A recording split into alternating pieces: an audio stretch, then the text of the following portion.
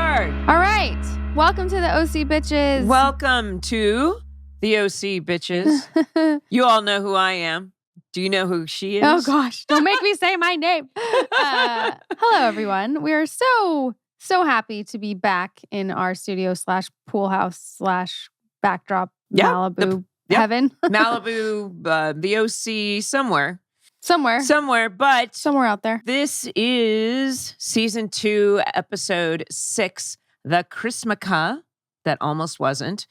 Oh my gosh, I love this episode. This one just has it all. It was fun. I had fun watching it. It has drama and it has the comedy to make sure that it doesn't get too serious. Never too serious in the OC. No, not with Seth around. Yes, and it's our second Chrismukkah. I know. Yep. Yeah, but it almost didn't happen. But you know what, guys? We have a really wonderful guest. And actually, this is one of my favorite storylines of the whole show. But our guest today is the hyper-talented triple threat actor, screenwriter, songwriter, Kathleen York. Kathleen played the mysterious Renee Wheeler, Lindsay's mother, on the OC. Her credits include TV shows such as The West Wing, Desperate Housewives, How to Get Away with Murder, In the Dark, and such films as Nightcrawler, Crash, and I Love You to Death. Just to name a few, you have no idea how many credits this woman has. Her song In the Deep was nominated for an Academy Award for the 2005 film Crash. She has 4 albums, I think, and there might be more. Correct me if I'm wrong. Her songs have been featured in multiple film and TV shows. And as a screenwriter, she's developed television projects for Sony, Warner Brothers, Fox, is an alumnus of the Showrunners Training Program. I love that. Welcome, Kathleen. Welcome. Hi. Did I get anything wrong, or can I could have just gone on and on and on looking at your resume. It's so funny because how my brain works, but how the town is like, what have I done? Like, what have I done this week? You know, what's happening right now? Oh my God. So how did you become an actress? How did you get an agent? I mean, a lot of things that we've learned on this show is that for young people out there, you know, we talk to writers, directors, actors, and since you have done so many things, you're so multifaceted. We love to share with the audience out there how it happens. Yeah. Wow. I just remember, I didn't have any connections, period. And that's really hard because when you do, it's a completely different landscape. Mm-hmm. So I just studied. I was dialect classes and movement classes and training with what I thought were some of the best coaches. I did a student film at USC, and I just kept submitting to agents and the old-fashioned way where you just send your headshot in. Yeah, and then I finally got a commercial agent, and the commercial agent had a one-woman office within it that did theatrical. And I submitted to her, and she's like, no. And so then I was doing this student film, and I did it. I had forgot about it. And then this is the weird thing about how the things happen, right? And same thing, like I'll tell you that story if you want to hear about, like how I ended up getting nominated for an Oscar. Totally like left field. That's the thing, you plod along in a certain way. And so what I ended up doing a student film, I forgot about it.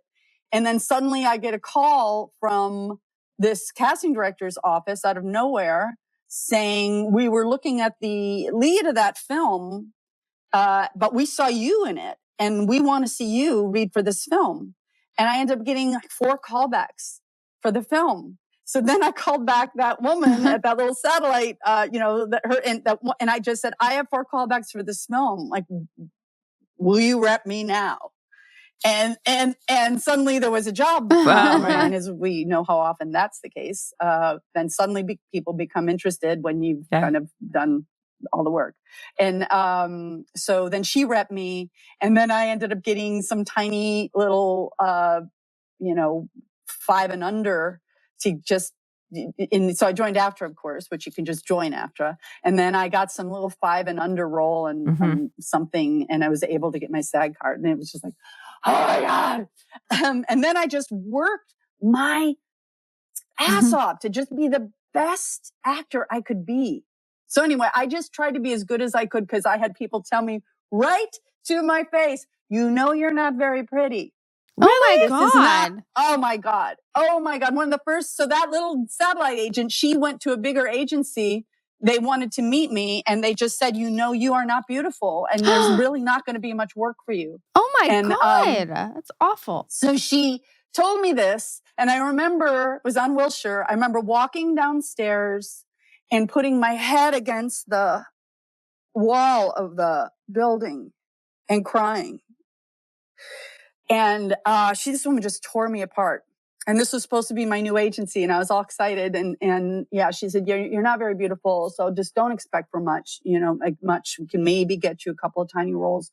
Cut to, I think it was like somebody had a broadcast camera and I wrote it myself, directed it myself. And it was just me staring down the lens. I wrote a monologue that was just so intense that I knew I could deliver. And then suddenly I'm going to play this 16-year-old heroin addict and had the most intense monologue. And she's only like 48 hours sober and I delivered. So I'm at that premiere and some woman comes up to me, taps me on the shoulder, is like, oh my God, honey, you're so good. You were so good. Oh my God. Lori, you got to meet this young actress.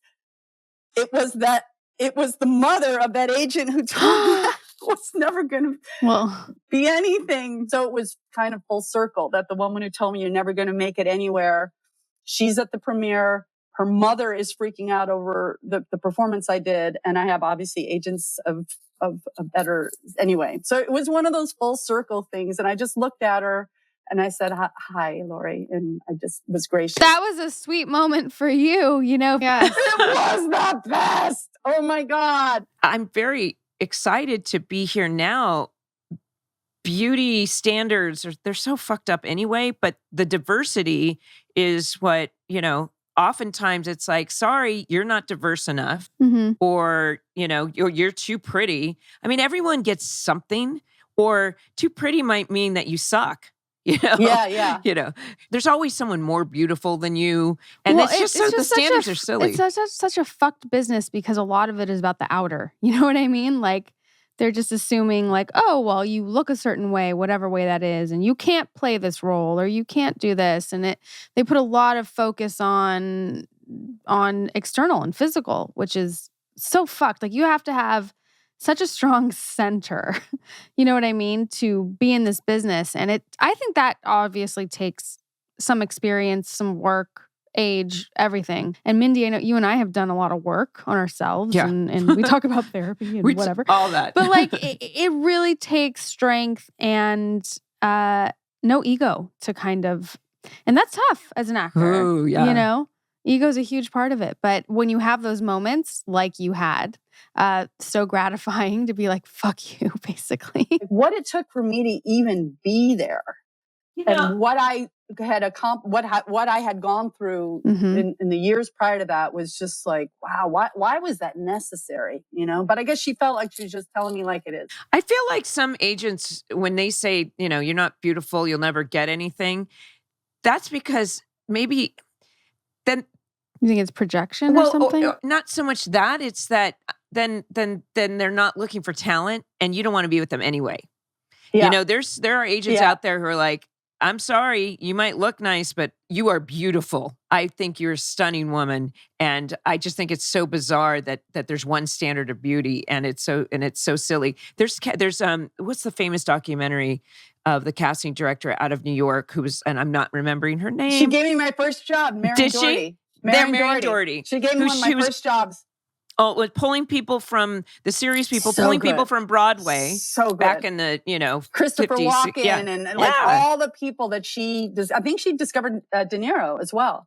Mm-hmm. And pulling people, and of course, there's always going to be these beautiful women, or beautiful people in Hollywood, but there's still, like you say, character. I didn't know you consider yourself a character. I consider myself a character actor sometimes, and I prefer it. Right? I like to be a character actor. I don't like to have to play. I mean, Julie was a character. She may have been all kind of, Real Housewives but she was a character. So, what you said before, Kathleen, is, the woman who's made those comments to you didn't know what you were going through, what it took to be there. And I think that's really true in so many instances with people you don't know, like what's going on. Like, let's say you're at a restaurant and, your server isn't very nice, but like, we don't know what they're going through, or like road rage or whatever it is. And I just think it's an interesting point that people don't know people. About compassion, right? I mean, Yes. that's the golden rule, right? So, you've had a very successful music career as well. Was that something that was always with you as a child? Acting, music, is it something that you've kind of always known that you wanted to do? Yeah. I started, I started singing when I was young. I was Dorothy and the Wizard of Oz at the Children's Theater at the park. So I could sing. And then I started writing songs when I was 15 on the guitar. I learned how to play the guitar. And it was really essential to me. And this will go into some of my past, as my parents had died. And I didn't really have anything. It just felt like I didn't have anything. And so but what I had was a really deep connection to being able to write songs. And that felt, sadly, like a reason to keep living when everything else seemed confusing to me. I was like, if I can make something beautiful, then I'm going to keep existing. So that was the good news of it. The bad news down the road, as you see, is that that you've got to know that you're worthy of existing because you exist, not because you make anything. So that's been sort of the journey, right? But so I started writing songs, and then I studied music. I went to, there was a little music conservatory that used to be part of what is now the AFI. And I studied theory and studied with some opera coaches and stuff, and still was playing the guitar. But I was trying to be in a band with people, but everyone was so flaky. Everyone was just not showing up. And so because I was also studying acting, I thought, if I just focus on getting this career and this craft going, like it's going to take all my focus. And so that's what I did. So then when that was kind of going along, I was able to then focus on my writing again. And then I got signed by Warner Chappell as a songwriter.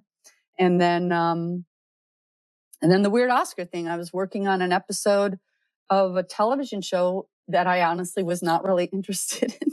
The audition when it came, I'm like, I don't want to do this. I don't know, I got to do some guest star role on something, but I'd been working in the studio and writing it, producing it, singing. And so I was working on this television show, guest starring, and the exec producer asked, so what do you do? And I said, I'm also a musician. And so I brought him a CD the next day. And he then asked me to write all the songs for the series. What series was that? A show called Family Law. Yeah. So I would write a song, an episode, and then I would play over, like the montage would be one of, and it was really satisfying. One episode was about capital punishment. And I wrote this really haunting song with a friend of mine, just piano vocal. So that same person happened to be Paul Haggis. So then when Crash came along, I was already writing songs for his writing. So again, here I am, I was chugging away as a songwriter and indie artist for fucking 15 years. And then because I do a guest star role on a TV show that I'm not even interested in doing, it was nothing wrong with the show. It just wasn't the role. All that just didn't excite me. And then because of doing that guest star role, I end up, singing for 500 million people on the Oscars. It's like the way the world works. I used to try to control everything, and then I realized you can't control any of this. Now, I seem to remember, so I guess we would have been shooting this episode in the fall of 2004, and then Crash came out 2005, and then the Academy Awards are in the beginning of 2006. For some reason, I thought you were actually going to the Academy Awards while we were shooting.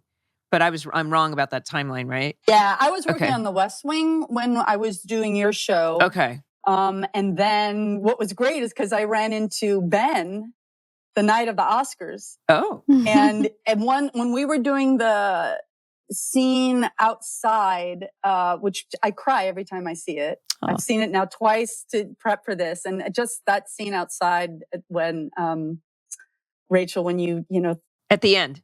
It's just so like the lights go on. And like, Yeah. You know, like you're even, and, but I was sitting there with my my little electronic auto harp writing a piece of music in between settings because I didn't really have much to do in that. You know, it was a pretty big scene, but I really had like a line. So I was writing. So Ben asked me what I was doing, and I said, I'm writing a piece of music for something. So then so he knew I was a musician. When I ran into him the night of the Oscars at a party, he was like, he was so sweet. He was like, "You did it! You did it! What you got?" I'm like, "Oh, thank you." He was so sweet. And I had not seen him since that night. Like, so it was. I think it was like a year and a half or something, maybe 2 years. But it was really sweet. Yeah, he was really. That is really cool. I remember being like, "That's Kathleen. She's on stage at the Oscars now." And your nickname, I don't know where does Bird York come from? Just Kathleen. My friends would say Kathleen, Leanie Bird. Leanie Bird. Okay, so you're known as Bird York as a musician.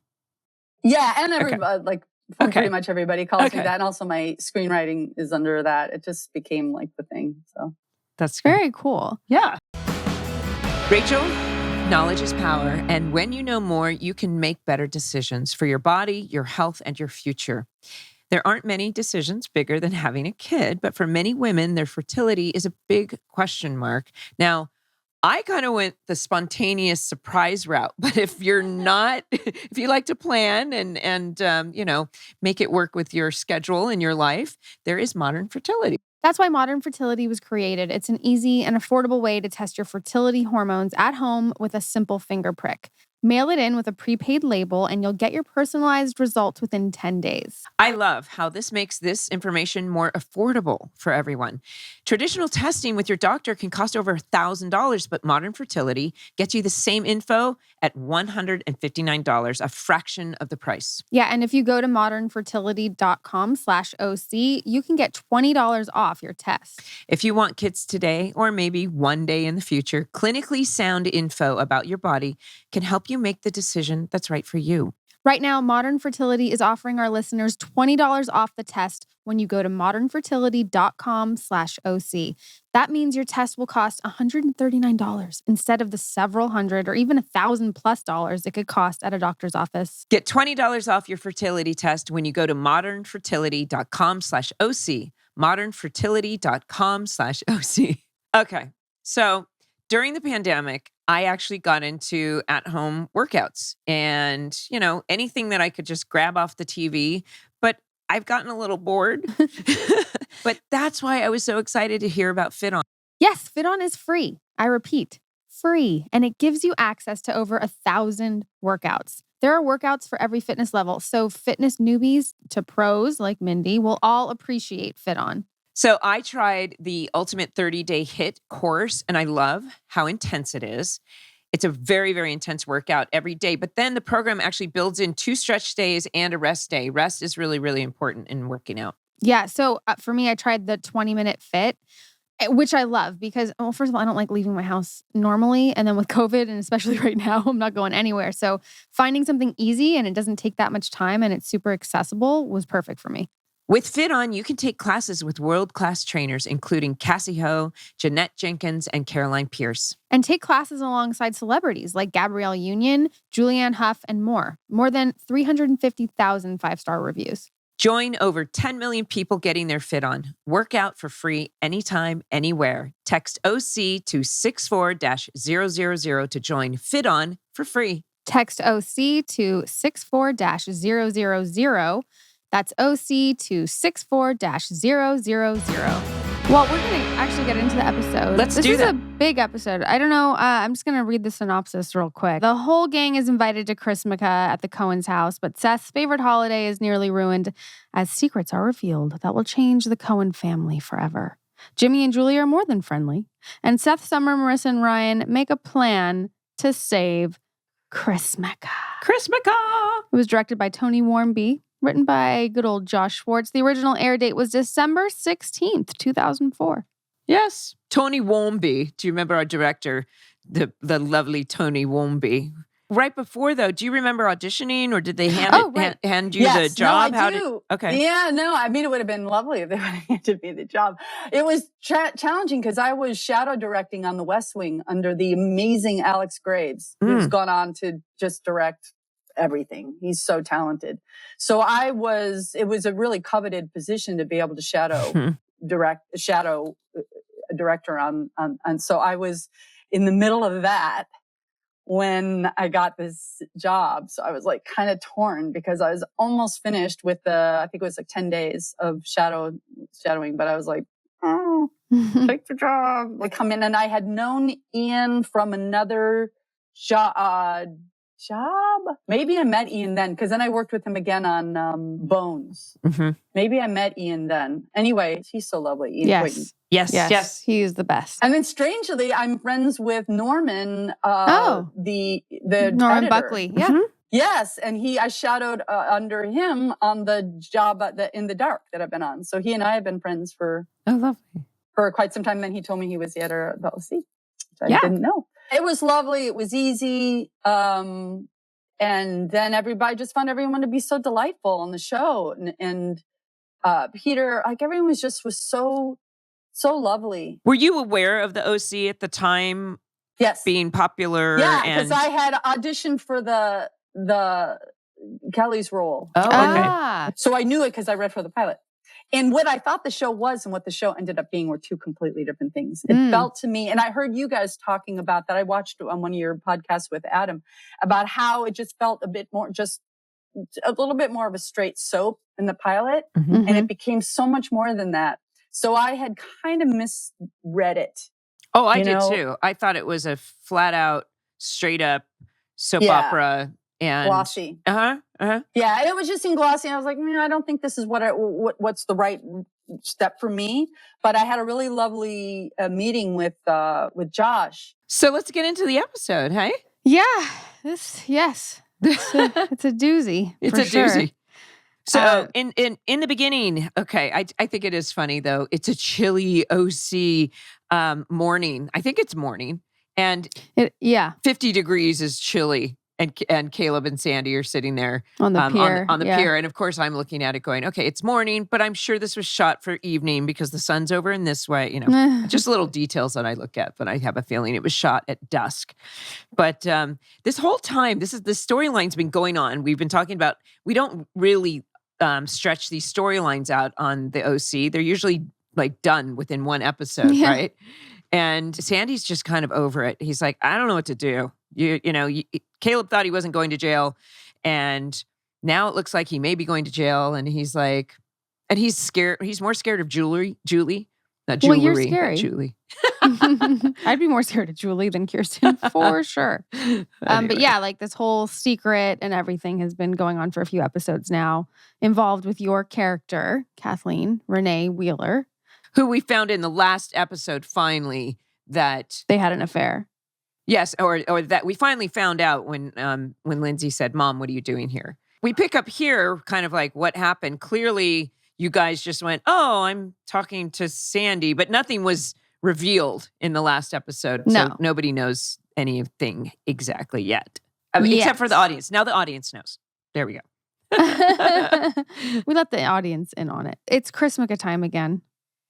It's an epic Cohen opener with Seth at his best, talking about Chrismukkah and what's going to happen this Chrismukkah. It's kind of elaborate. I mean, it wouldn't be the OC without a Seth opener like this, right? Well, yeah, he has a work wheel. I had to hit pause on it and see what it actually said. Yeah. Interior decor, holiday spirit, food design, and security. Security? Yeah. Who do you think he was was What is that about? I don't know. I would like to know. Text Josh. Yeah, so, everything's in full swing. And he would like some more Jews present. Because the ratio is off. I Googled Chrismukkah, and there is so much merchandise out there for Chrismukkah. And I think Josh has kicked himself for not trademarking. Yeah, because there was someone who actually made the Yama claws, which we discover later in the episode, and sold them, and they never. To this day, you can still get tons of them. Anything for it. Yeah, that would have been probably a good idea on their part to. Right. And I love it because he says it. Adam's character says that, he talks all about the marketing and like at the end of the episode. Yeah. Right? I mean, and Josh wrote the script, so clearly. Well, this is where I'm like, okay, I can tell when Josh writes the scripts. They're all wonderful scripts, but Josh has a certain flair and he gets in front of any comments that could be made. He's going to make them first as we're doing. Yes, I noticed. I loved it. I just love when Ryan goes to the door and says, "It's me, it's Ryan," and Kelly's character, I forgot her, it opens the door and he says, I want to talk about Lindsay and, you're a family that does pretty well with taking in outsiders. Yeah. And he delivers that line. I mean, I got to say the acting, everybody just did their job so beautifully. Like the comedy worked like exactly how the comedy worked, and the drama totally worked like the drama needed to work. Like I can't say I've watched a ton of episodes of the show, but I obviously just watching this recently, just seeing the weight of it. Like and when Kelly says, she says this is a family that takes in outsiders, and she opens the door and she looks at him. She goes, "Good line." Yeah. Like he's constantly commenting on his own writing in the most brilliant way. Right. Well, but you bring up a point that I think is kind of the overall theme for this episode is that, yes, this is some really serious stuff going on. I mean, it's quite the situation, the Renee, the Lindsay, the Caleb, everything that happens. But Josh is making sure between the music and the comedy and the dialogue that we're not taking ourselves too seriously, people. And Sandy going, "It's okay, we'll work it out." So that being said, let's dive into it a little bit more. Yeah. So, Seth lets Ryan know that Marissa won't be at Chrismukkah. So he suggests that Ryan invite Lindsay to the holiday. Is that too early? What do you think?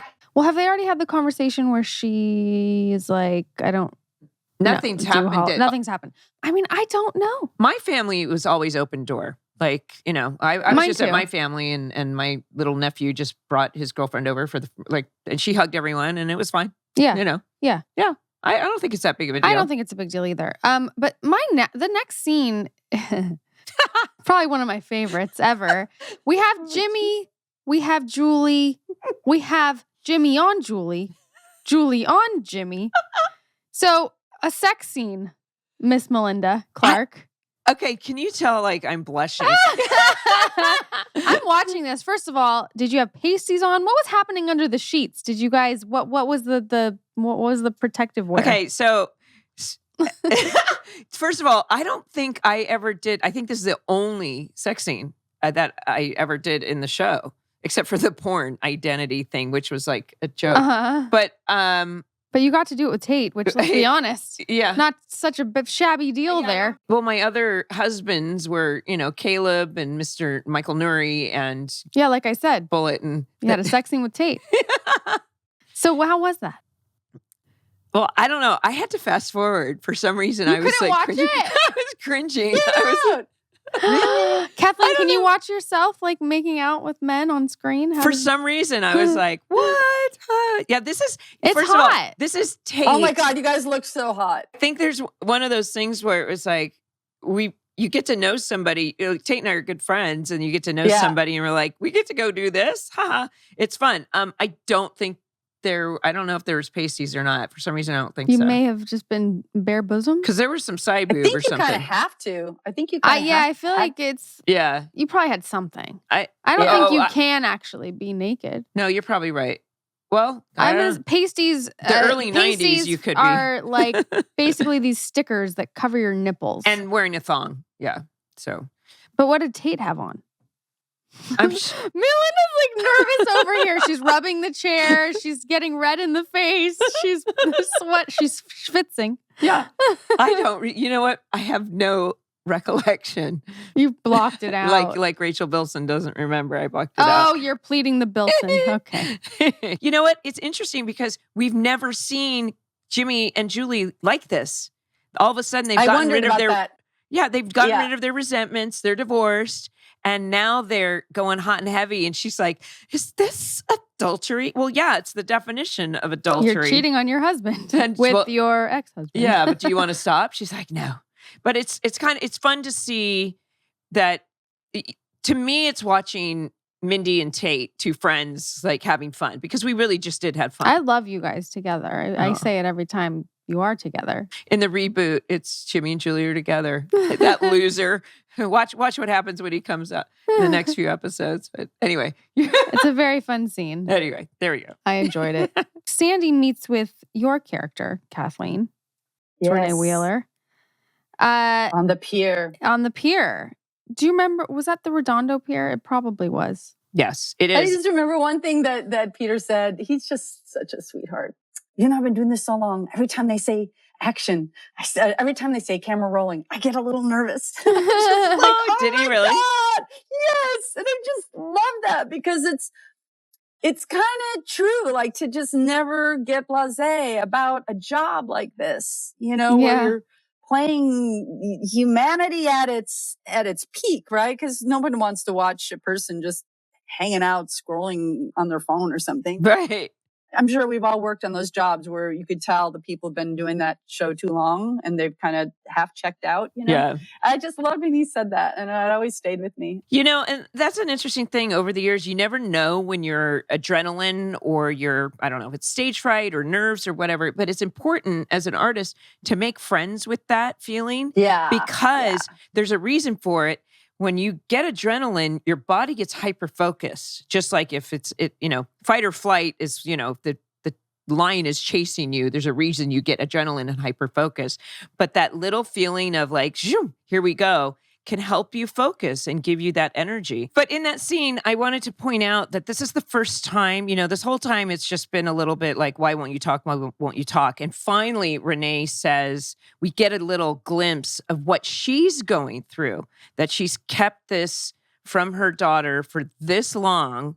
She's created this story and how difficult. I mean, you're as a mother to either fail or be scared as a mother, it's a terrible feeling. Absolutely. So well, and also he tells me that she'll be taken from me. Yeah. Oof. Which is like, because I asked myself last night, I'm like, why would she go in the middle of a Christmas party, Christmas Eve? The stakes are high. Right. Because, I wondered the same thing for you to, do that on Christmas Eve. But you're right. And I watching this as a mother myself, I have a daughter and I'm just like, what a fucked thing to deal with, come to terms with, thinking about how your daughter is going to react, like, that you've lied essentially her entire life to her. I really took this in as a mother, just thinking, what a hard position, what a hard thing to play too as an actor, I thought. Yeah, just it seems like this has just been a slow burn on her for the last 16 years. Mm-hmm. Yeah, I mean, and looking at this, when we go into the next scene and Ryan's telling Lindsay about Chrismukkah, and then Lindsay feeling, that night on the bench in Newport, they must have gotten really close because now she's really being vulnerable and telling this story. One of the saddest Christmas stories or realities that I've ever heard. But all I could think was, wow, the story that her mother has told her has created this really sad girl that she and her mother don't celebrate Christmas. They don't do a Christmas tree. I mean, I'm sure it can be universal. The holidays can be very, very sad for people. But I started thinking and trying to imagine, like, what did Renee tell her daughter? Your dad's disappeared. He doesn't want you. Or whatever she did to protect her daughter has somehow created this whole world that's made this Lindsay very sad. It comes off to me like, and I don't know, but that your character, that Renee, was very honest in all the ways she could be, because she felt like it was the right thing to do. Now, this is just my theory. I don't know. but obviously not the whole truth, because the whole truth would be who her dad was, but to be honest enough that your dad isn't around. Do you know what I mean? Yeah. Because that's created this thing where she just wants her dad to show up. And it wasn't like, oh, your dad passed away or your dad, at least she didn't do that, because that's pretty brutal. Moving on, Marissa and Summer are at school, and conveniently, Zach, DJ, and Alex are all out of town because the writers needed to focus on the core four. That's the only reason for that. And but Seth approaches, and he wants to bring their moods up and invites them to Chrismukkah, and they kind of say, okay, whatever. And he tells them that they're the color of taupe. On the color wheel of holiday spirit. Oh, right. So now they're invited because he assumes that Ryan isn't inviting Lindsay. Right. Quickly, Julie shows up and Kirsten questions Julie. She seems very frazzled, not frizzy, Wonder why but she's frazzled. so frazzled. Yeah. Do you remember ringtones? Yeah. I had Curb Your Enthusiasm as my ringtone forever. Really? Get out! Oh, yeah. Yep, I was on that show. You were? Yes. That's your crush. Larry David is my ultimate celebrity crush. Now, did you have to audition, just a side note, do you have to improv? You have to improv to audition, don't you? I've done that a couple times. How was that? What was your experience like on that? Bob Whitey, who is the director, an exec producer director, is a friend of mine. And so I initially was not wanting to do it because he called to say it's to play this masseuse in the thing that there's a happy ending for Larry David. And I was like, I don't really want to do that role. And he said, are you sure? And I had already established myself. I'd, carried the whole miniseries. I'd started, I had some kind of profile. And I'm like, you can get anyone to do that. And he goes, well, think about it over the weekend. You come up with something that you think. And I'm like, oh my God, what if she is the ultimate granola hippie chick with whale sounds playing in the background? And so we went that. So, I started talking about his chi, and it's best to balance the whole body, and that memories are stored in the body. And he's finally, Larry Davidson, I'm like, okay, would you like me to finish you up? And so it became like, I thought that was actually kind of right. That is to do that. So that is what I ended up doing. Then Bob Whitey said, you wait, all the things you've done. And at that time, The West Wing was a pretty hot show. And he said, all the things you've done, you watch, all people are going to think of you is as the masseuse in Curb Your Enthusiasm. Like, no, I don't think so, Bob. Like, I'm glad you think so much of you and your show. And sure enough, I'm like been out places and someone goes, oh, wait, I recognize you. And I'm thinking, oh, it's going to be, a number of, and they always go, the masseuse. And then they give me this weird grin, and I'm like, fuck, oh my God. So anyway. That's awesome. Today's program is brought to you by Athletic Greens, the health and wellness company that makes comprehensive daily nutrition really, really simple. AG1 by Athletic Greens. The category-leading superfood product brings comprehensive and convenient daily nutrition to everybody. We all want to do the best we can for our bodies, but knowing what to do and keeping up with the ever-changing research is a lot. Athletic Greens simplifies the path by giving you the one thing with all the best things. One tasty scoop of AG1 contains 75 vitamins, minerals, and whole food sourced ingredients, including a multivitamin, multi-mineral, probiotic, green superfood blend, and more in one convenient daily serving. As you all know, AG1 has become part of my daily routine. I wake up in the morning, I put my electrolytes in, I do a big scoop, and I add a few other little things like apple cider vinegar. I mean, there's just, it's a Mindy thing, but it gives me the energy and the nutrients, the micronutrients I need to get my day started. I don't drink coffee. I don't eat breakfast. This is how I start my day. And I love it. Oh, wow. Well, for me, it just makes it so much easier to get all of the things that my body needs into it because I'm not that good about this stuff. And in the morning, I definitely need an energy boost. Getting my kid out the door to school it is impossible. Just that one scoop of AG1 in the morning really helps me get through it. I also find it so impressive how much Athletic Greens commits to improving AG1 as the research changes. They've produced 53 improvements over the last decade and counting. To make it easy, Athletic Greens is going to give you an immune-supporting free 1-year supply of vitamin D and 5 free travel packs with your first purchase if you visit athleticgreens.com/theOC today. Adding vitamin D to your daily routine is a great way to support vitamin D production during the colder months, like right now, when there is less sun exposure. Again, simply visit athleticgreens.com/theOC to take control of your health and give AG1 a try. We are all still spending a lot of time at home these days, and especially as the weather gets cooler, you want your personal space to feel as cozy and comfortable as possible. That's where Article comes in. Article is the easiest way to make your space look beautiful. This direct-to-consumer company combines the curation of a boutique furniture store with the comfort and simplicity of shopping online. Right now, my daughter is obsessed with changing her room, and I love looking online with her so she can pick certain options. And I feel so comfortable doing that with Article because not only is the stuff super cute, it's really well priced. I'm actually really happy with my home right now, but I have to tell you, one of the things that I love to do, because we have a lot of time on our hands sometimes during the pandemic, is I go online and I have tons of things in the cart. And I just think about when I know that I have a couch I have to replace. I haven't done it yet, but it's just, I love the website. It's just, it's entertaining for me. I love it. It's really fun just putting things in your cart. Yeah. Right. You save up to 30% over traditional retail prices because they cut out the middleman and sell directly to you. Personally, I much prefer browsing their website than spending time in a showroom with salespeople. Shipping is free on all orders over $999. Article is offering our listeners $50 off your first purchase of $100 or more. Go to article.com/OC and the discount will be automatically applied at checkout. That's article.com/OC to get $50 off your first purchase of $100 or more. This is actually one of the, I guess you would call this the Act 1 peak, because Seth says that Marissa and Summer are coming over and Ryan's upset that Seth invited her. He's already invited Lindsay and now they have an emergency on their hand. And Seth all of a sudden gets worried. He's like, oh my gosh, this is Chrismukkah is becoming too big. And Ryan's like, that's not really what the emergency is.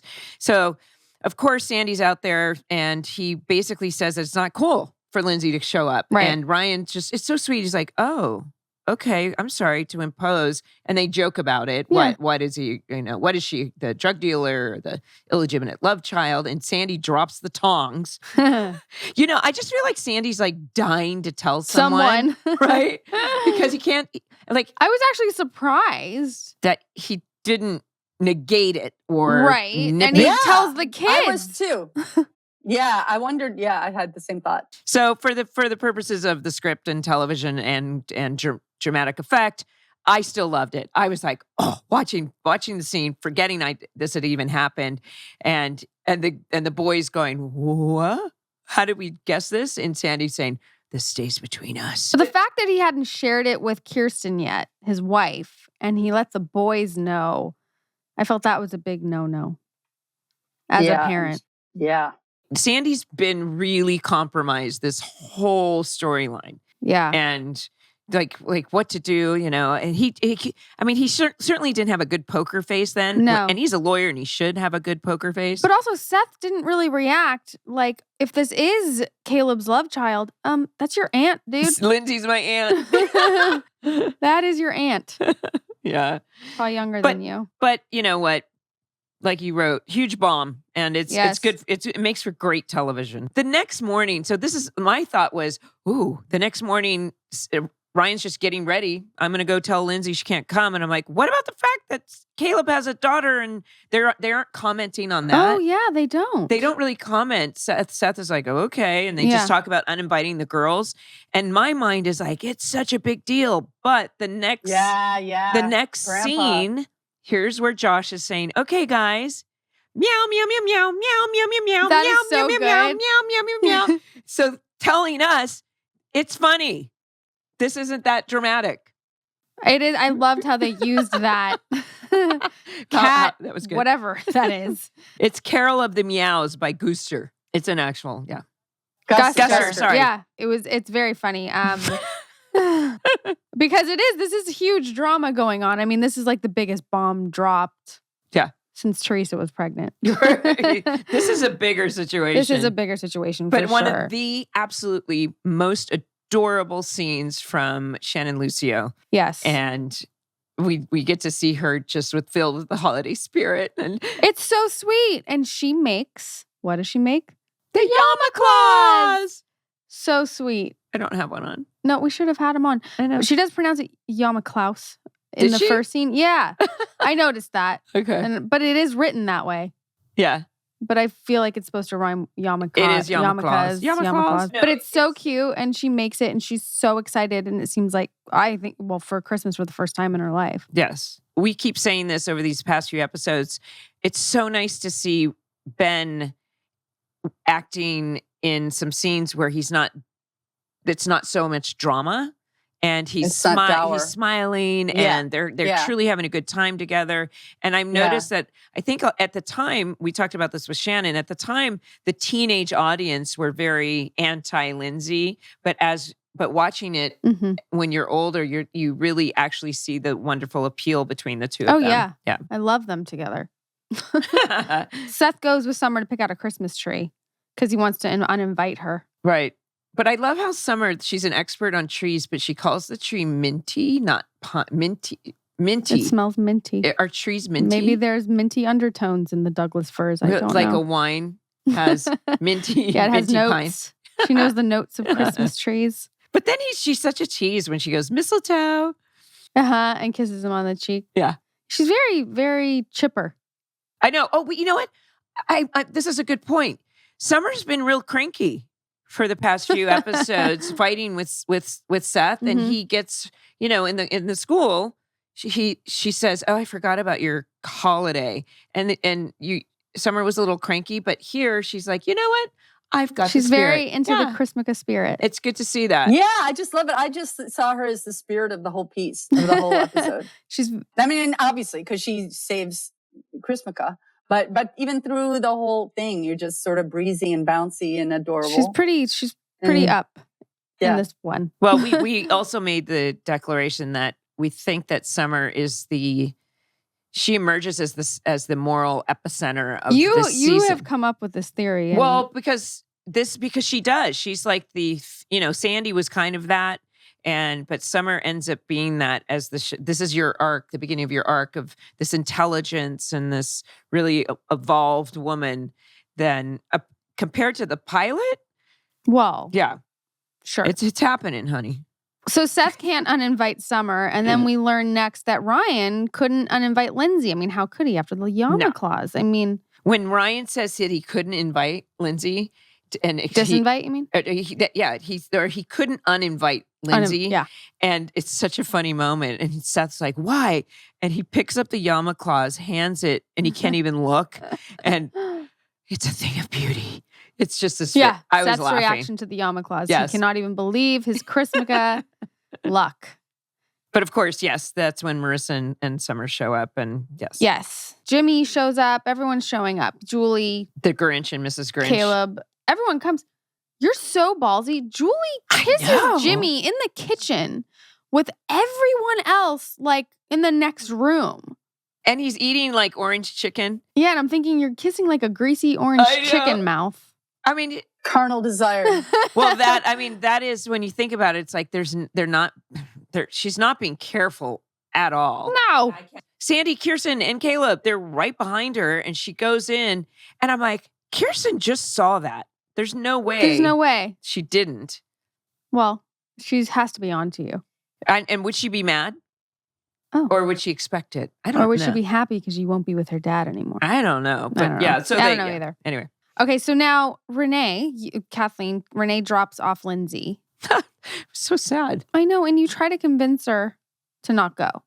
You're going to... Yeah, because I'm going to be alone for Christmas. Yeah. Well, it's kind of mean. I remember even I'm like, wow, she's leaving her mom on Christmas? Like, yeah, we don't have a tree, but still, she's leaving her mom on Christmas. Yeah. I was just putting myself in Renee's shoes, and I was like, it's got to feel, when the wheels fall off and it's just in motion and you can't stop it. And she knows... She's putting on this face like, we could go see a double feature. I know. We could do okay, see ya. And she drives away and Lindsay walks in. There must be something going on. She's like, what do I do? Like, as a mother, you've lost all control. So you've got to do something. But there's like that thing with being a mother, you always want your kid to be happy, right? So if it's something they really want, even though you're reluctant for many reasons, you're still supportive. But I also think that, again, going back to Sandy's landed it in my head. This could possibly be the last Christmas I have with my daughter for a while if I end up going to jail. Right. If I end up going to prison. So maybe that's what motivates her to like drive around the block 4 times and then come back to the door. Right. No, you're absolutely right.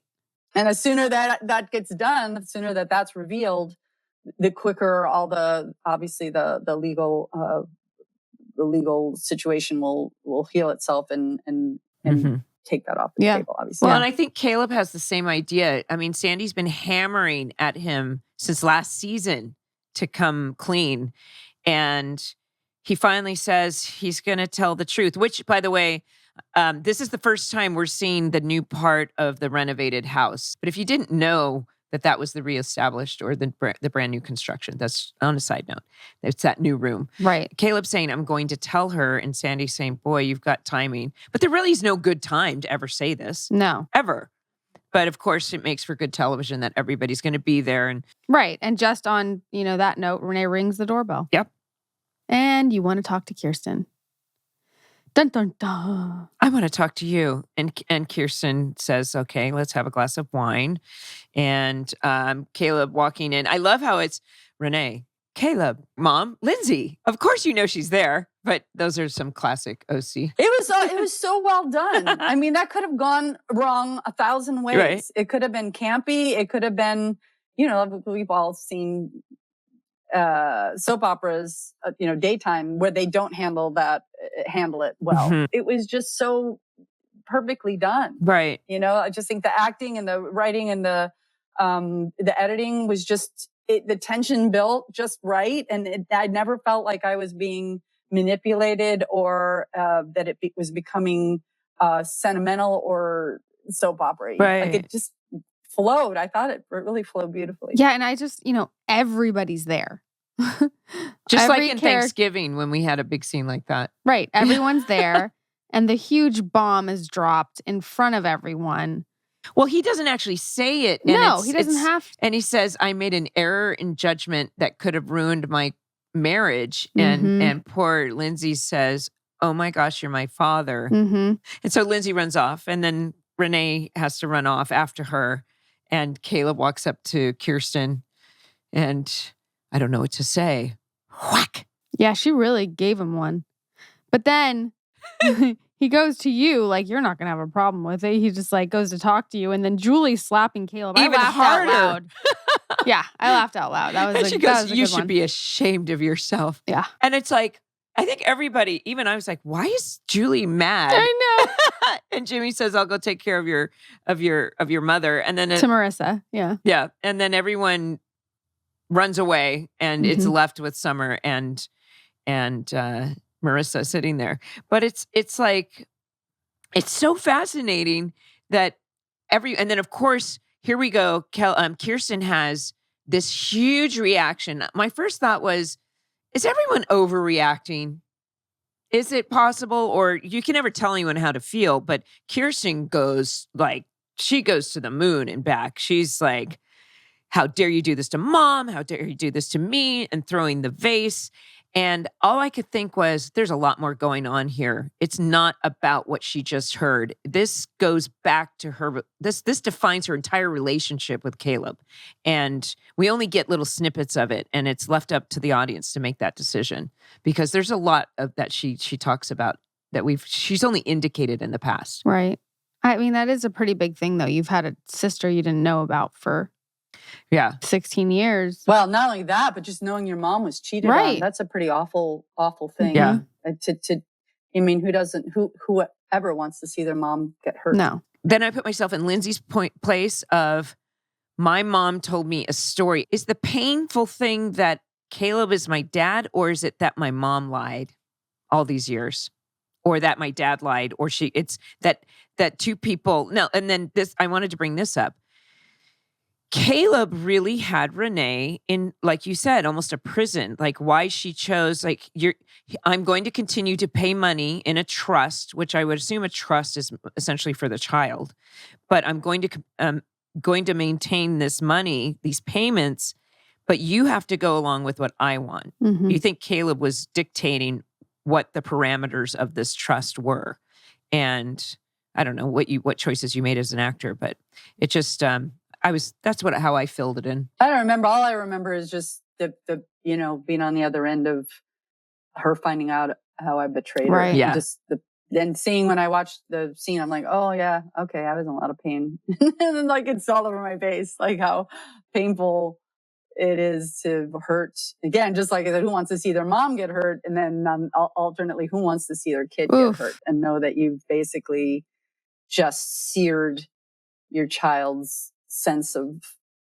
reality and safety, basically. And unexpected and trust. Yeah. How could she ever trust me again after that? But you played it so beautifully. Yeah. It's like it came out. It wasn't what Renee wants to talk to Kirsten, and then when Lindsay comes in, she's like, "Can we do this private?" Oh shoot, I got to get out of here. She second guesses, and then it happens, and it was the pain was definitely communicated to the audience. So absolutely.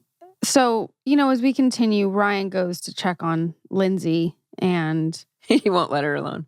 He won't let her alone. No, but she's a wreck and she breaks up with him because she's not going to want to be near the family at all, understandably.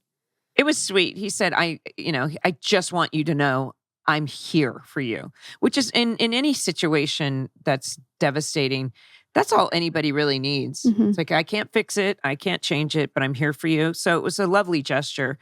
But I could see that Shannon was so upset and there was so much real, raw emotion there. Sometimes I could see it as an actor. Sometimes when you get that deep, it's like, it was almost like I really bought that. I can't even talk to you right now. I'm so upset. I just loved it. Yeah, she was so. What was interesting about it is that she was so upset she could barely talk. Yeah.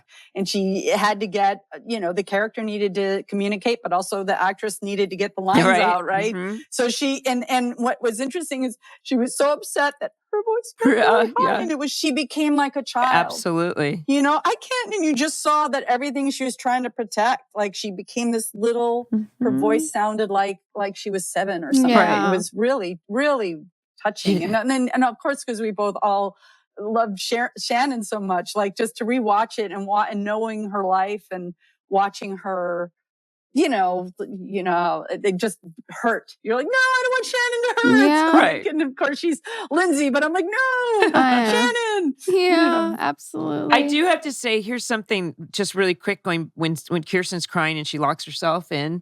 Sandy, who's been dealing with this information and processing it for a way much longer time than anybody. And he goes, we'll work it out.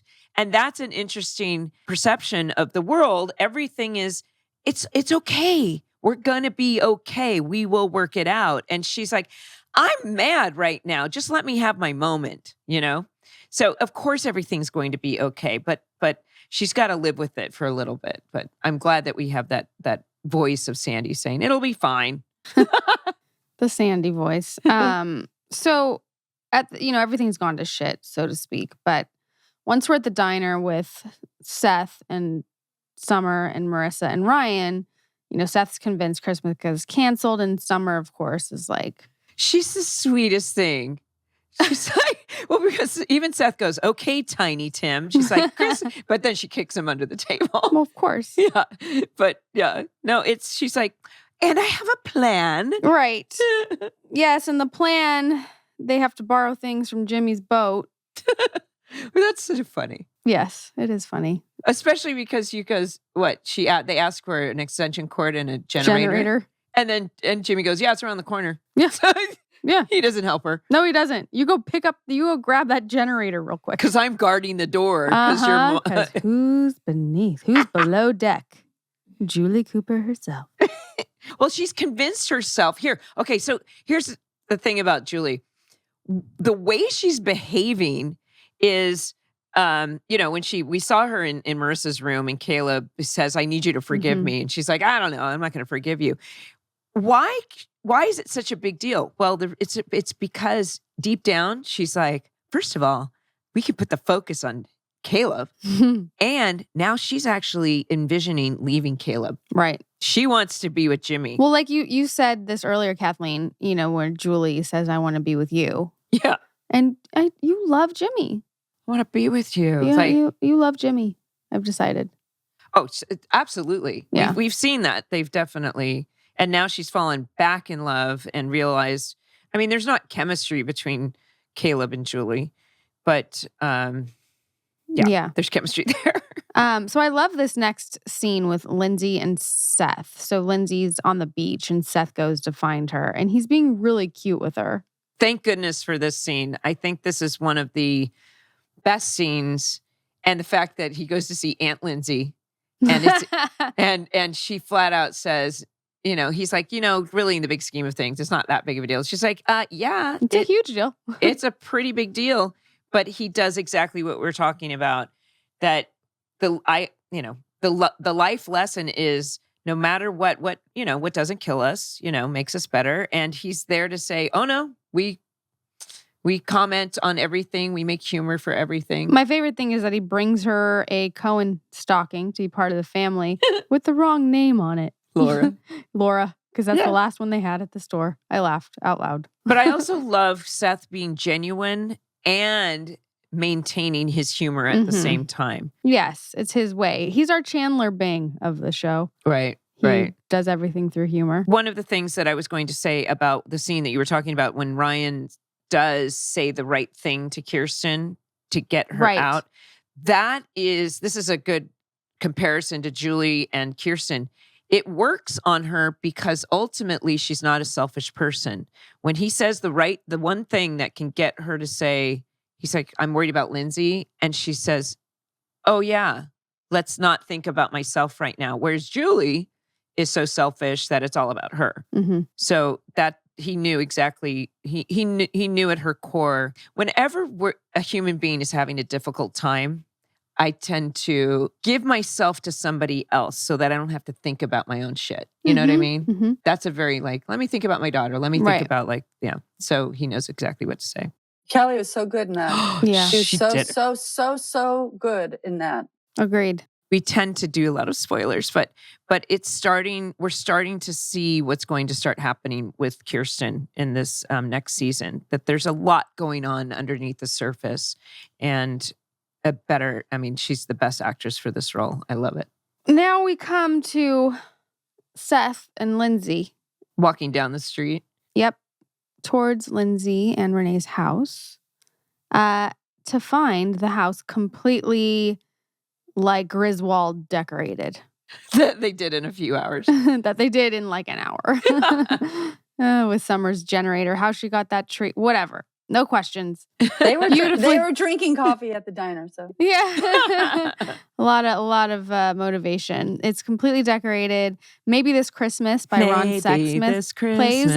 Instantly when that song started, it took me back to that night filming that scene. Yeah, do you guys have memories? I remember being there. I do, and just that feeling. It was a feeling with all the Christmas decorations. Yeah. By the way, that house is a Craftsman house in Pasadena, a beautiful, beautiful area of LA. Very expensive, by the way. And Julie makes fun of the house at some point in a future episode. But it's, I remember shooting in there. So yeah, and you have a moment, where you say something to Sandy about hoping that Lindsay will forgive you. That Renee says to Sandy. And that was where I really was like, fuck, man, to be a mom. And it's a big thing, how it scares me because I think about in the future when my daughter's a teenager and she finds out that I lied about Santa. An elf on the shelf. Spoiler alert. Oh my gosh. My daughter found her Santa letters that I put up really high when she was young, and then at some point, how old was she when she found them? She was that one who believed that she's like, if I stop believing, he won't be real. Like she really believed in that. She's forgiven me now, but it was tough. I'm scared of that. I'm not gonna lie. But anyway, it's a beautiful scene at the end, and I love seeing everyone together. And that when Kirsten and Lindsay meet each other and hug, and she says, "Hi, I'm Kirsten," now with a different way and different meaning. But what a great line and delivery. This is really weird. Yeah, Shannon was so great in that moment. But it was beautiful in the ending to this episode.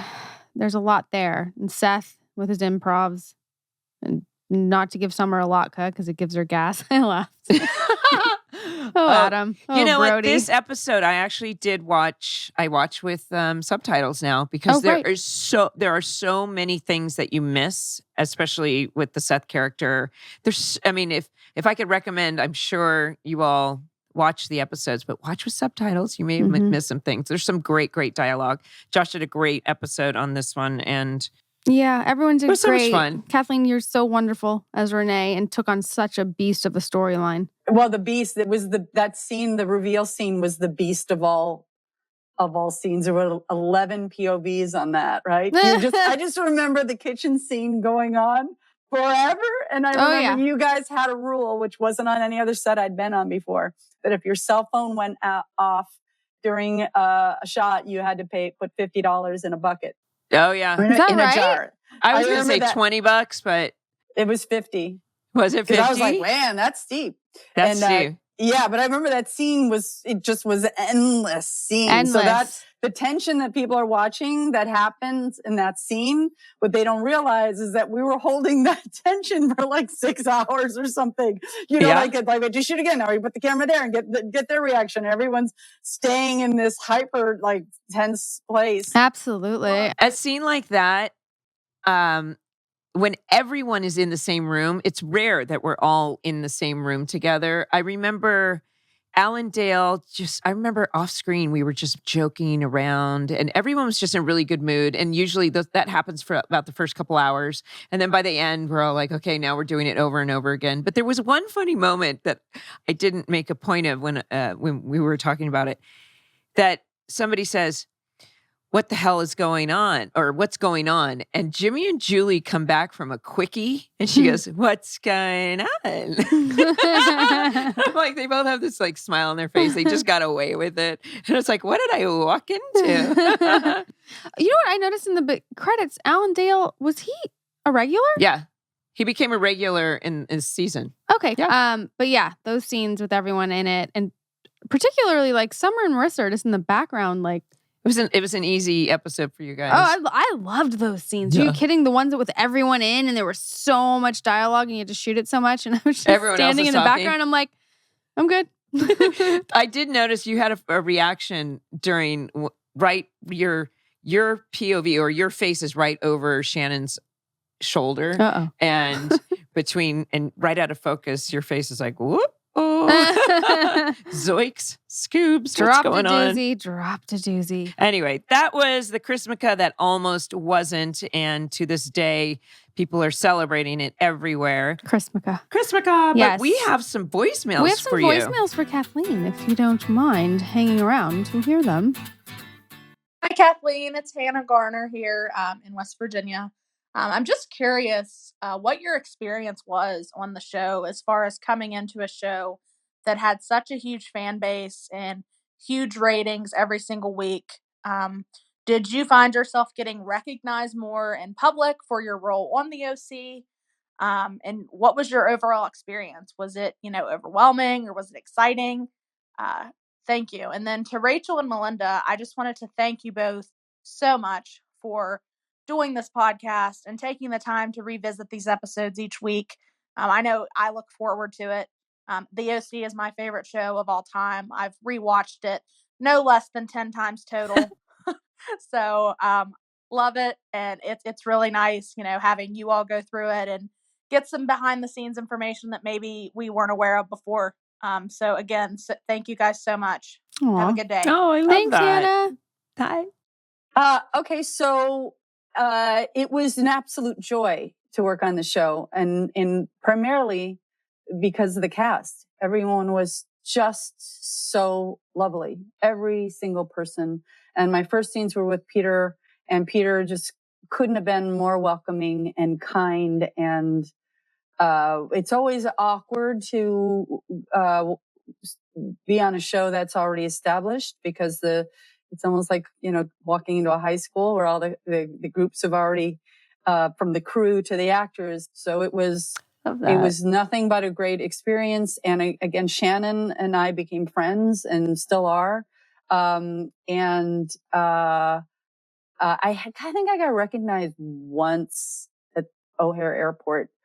I was on the West Wing then, and they had a huge. So mostly that's where a lot of the recognition or people looking at my face, going, "Don't we take yoga together?" You know how that happens, and people can't place where they know your face, so they start guessing that they must know you from a group of friends, and you're quietly kind of going, "Do you watch this TV show? Because I think maybe that's because I don't know you, But so yeah, I didn't really get recognized much on the show, and I didn't have that much to do on the show. I was there to do, it's a painting, right? It's a tapestry, and I needed to be the green.